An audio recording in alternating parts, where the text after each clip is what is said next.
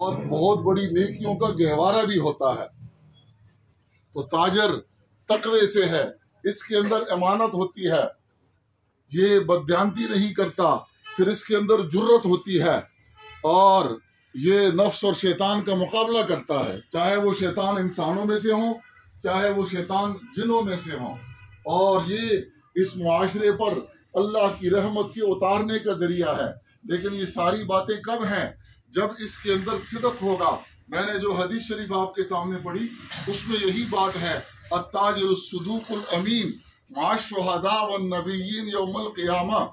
سچا تاجر، صدوق یہ مبالغے کا صیغہ ہے، صدق کا، یعنی سچا تاجر جو ہے اس کا حشر قیامت والے دن اللہ پاک نبیوں کے ساتھ، صدیقین کے ساتھ اور شہداء کے ساتھ کرے گا۔ اور اللہ پاک نے جن لوگوں پر اپنے انعام کا ذکر کیا، انعام دو قسم کے ہیں، ایک مادی انعام ہوتا ہے، ایک مانوی انعام ہوتا ہے۔ اللہ کے ہاں مانوی انعام بہت بڑا ہے، اور مانوی انعام والے 4 طبقے ہیں، اولئک الذین انعم اللہ علیہم من النبیین والصدیقین والشہداء والصالحین۔ نبی انعام والے ہیں، صدیقین انعام والے ہیں، شہداء انعام والے ہیں، صالحین انعام والے ہیں۔ اور ایک بات آپ کو بتاؤں کہ نبوت کے بعد سب سے اونچا مقام جو ہے وہ صداقت کا ہے۔ نبوت کے بعد صداقت کا مقام آتا ہے، اس لیے حضور اسلام نبی تھے، امت میں سب سے بڑے کون ہیں؟ صدیق اکبر ہیں، کیونکہ نبوت کے بعد سب سے بڑا مقام صداقت کا آتا ہے۔ ہمارے شیخ فرمایا کرتے تھے کہ صداقت کے ساتھ زندہ رہنا یہ شہادت کی موت سے بھی افضل ہے۔ آدمی صداقت کے ساتھ زندہ رہے یہ شہادت کی موت سے بھی افضل ہے۔ اگر ایک تاجر بازار کے اندر تجارت صداقت کے ساتھ کرتا ہے تو یاد رکھو یہ شہادت کی موت سے بھی افضل ہے۔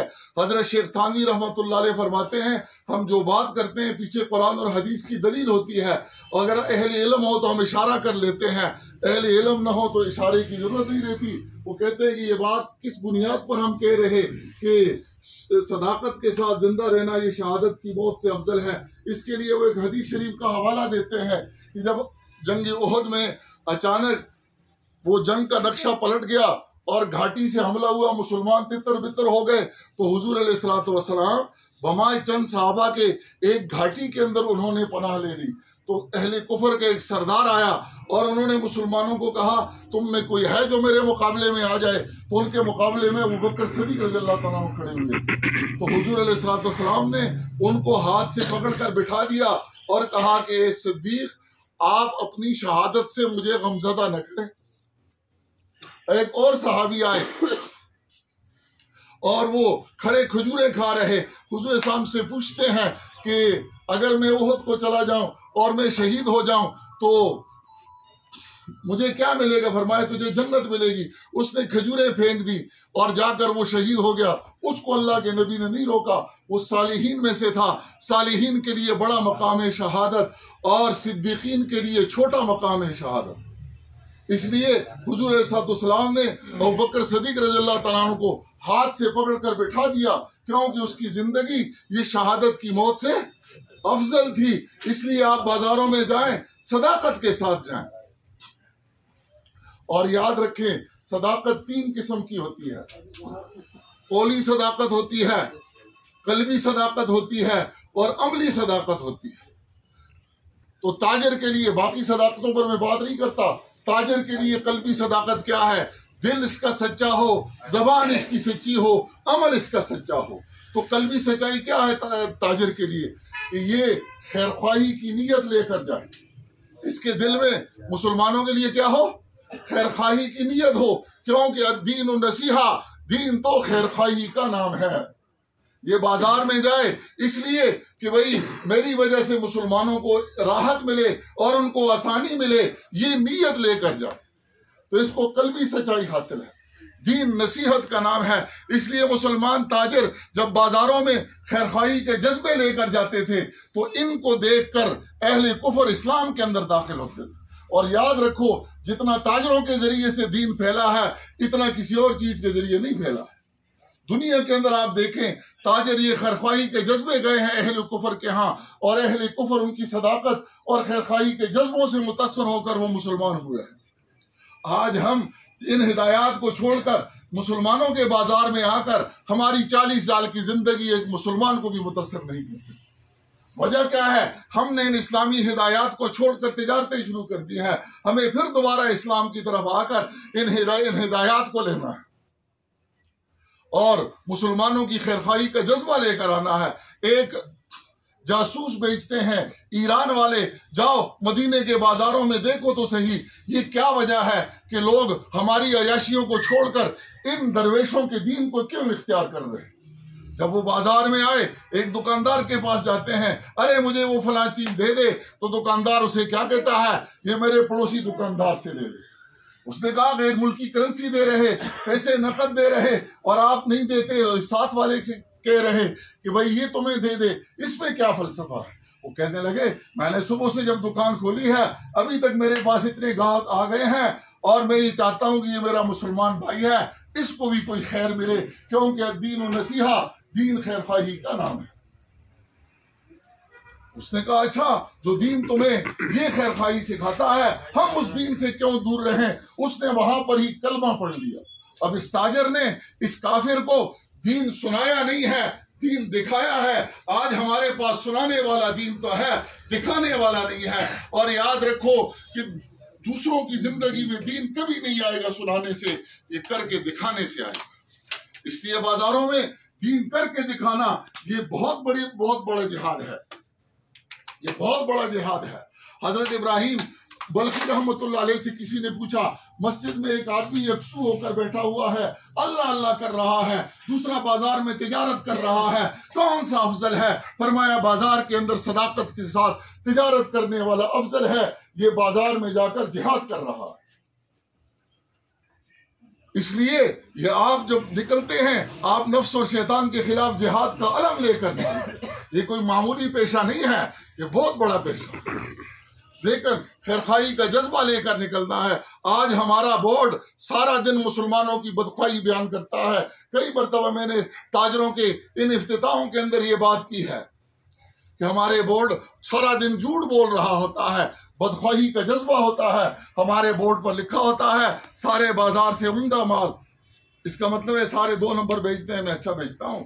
اور سارے بازار سے سستا مال، سارے جو ہیں وہ مہنگا بیچتے ہیں، میں سستا بیچتا ہوں۔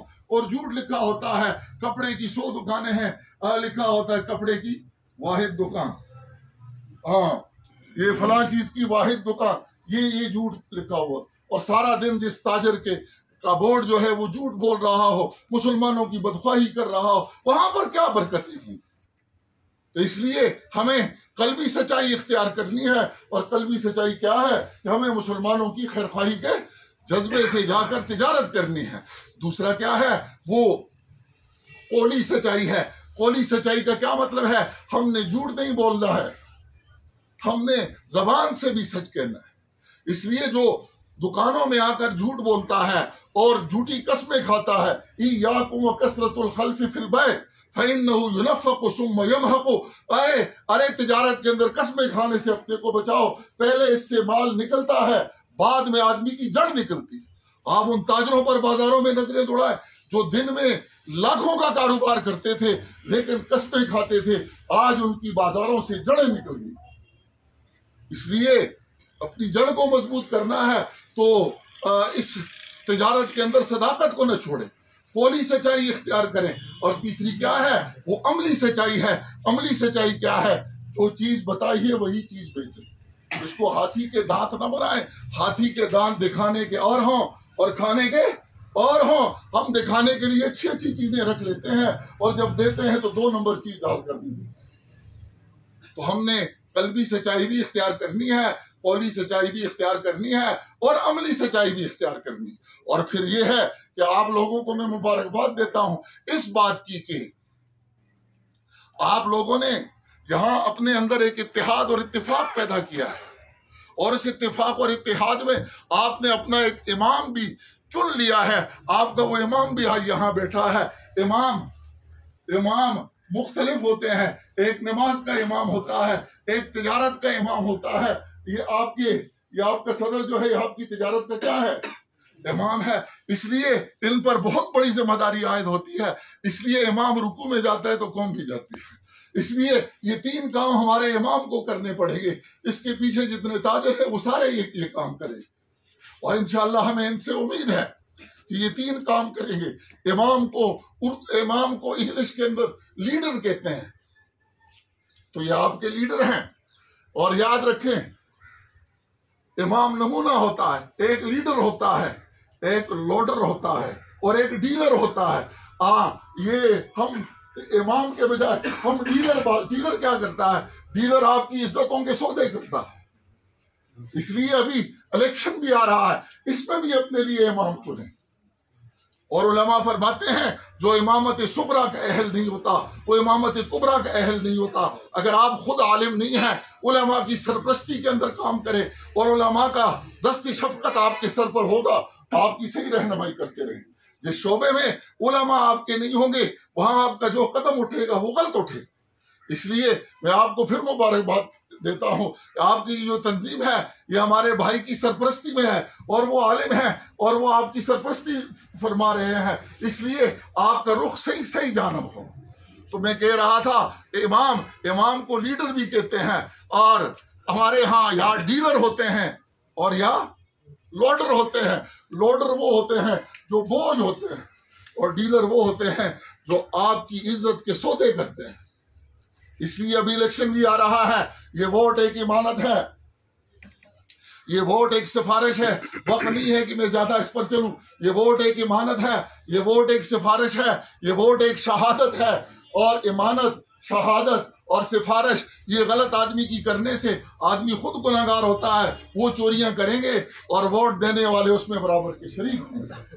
اس لیے آپ نے آئندہ بھی احتیاط کرنی ہے. اور انشاءاللہ یہ آپ کی جو نئی آنے والی یونین ہے، جو آپ کا امام ہے، یہ آپ کو قلبی، قولی اور عملی شہادت کا نمونہ بنے گا. اور سارے تاجر جو ہیں وہ اس کے پیچھے اسی نمونے کو لیتے ہوئے اپنی تجارت کو کرتے ہوئے اللہ کی رضا کو حاصل کریں گے. اور یہ ہے کہ دنیا کی تجارت اس کو آخرت کی تجارت سے غافل نہیں کرے گی. فرمایا مرد وہ ہیں رجال لا تلہیہم تجارت ولا بیع عن ذکر اللہ. مرد وہ ہیں جن کو خرید و فروخت اللہ کی یاد سے غافل نہیں کرتی. اللہ تعالیٰ شانہ ہمیں سیکھ کر تجارتیں کرنے کی توفیق نصیب فرمائے.